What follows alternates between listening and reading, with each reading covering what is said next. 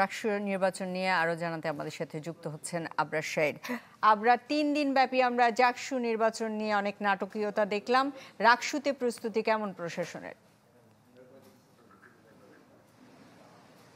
এখন পর্যন্ত প্রস্তুতি মোটামুটি ভালো এবং নির্বাচন কমিশন বরাবরই বলে আসছে যে তারা ডাকসু এবং জাকসু নির্বাচন থেকে তাদের প্রয়োজনীয় যে শিক্ষা সেটি তারা গ্রহণ করছে।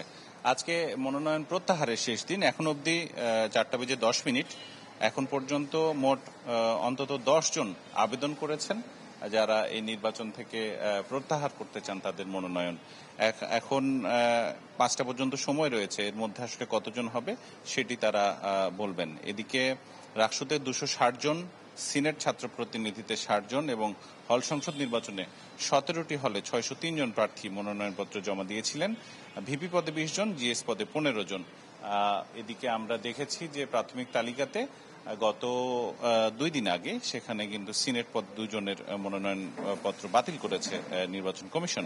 এদিকে 14 সেপ্টেম্বর মানে আগামীকাল চূড়ান্ত প্রার্থী তালিকা ঘোষণা হবে, সেটি দুপুরের পর হতে পারে এবং তারপর থেকে আসলে প্রচারণাটা শুরু হবে। কিছুক্ষণ আগে আমরা দেখেছি এখানে ছাত্রদল, ছাত্র শিবির, ইসলামী আন্দোলন বাংলাদেশের যে ছাত্র সংগঠন তারা এসেছিলেন, নির্বাচন কমিশনের সাথে তারা আলোচনা করেছেন। এখানে তাদের যে প্যানেল অনুযায়ী নম্বর দেয়া হবে সেই নম্বরটা যেন ক্রমানুসারে না হয়, সেটি যেন লটারির মাধ্যমে হয় এবং কোনো দল বা প্যানেলকে যাতে অগ্রাধিকার না দেয়া হয় সে দাবি তারা তুলেছেন। এদিকে ইসলামী ছাত্র শিবির বাদে ছাত্রদল এবং বেশ কয়েকটি ছাত্র সংগঠনের প্যানেল। আপনার প্রিয় কাপড়ের যত্নে এলো এনজাইম সমৃদ্ধ Arik silver wash detergent powder, 500 গ্রাম মাত্র 70 টাকা। প্রিমার্ক।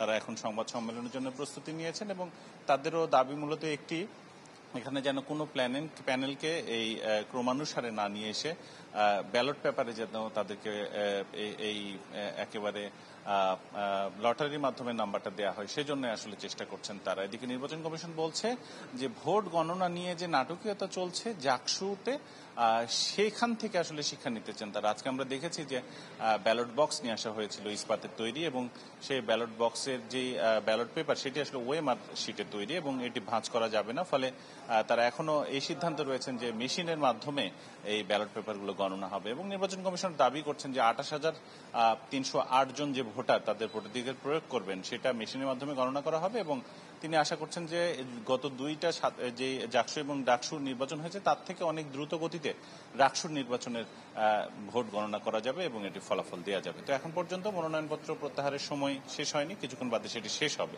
এ ছিল আমার কাছে সুস্মিতা। আবরার, আপনাকে ধন্যবাদ।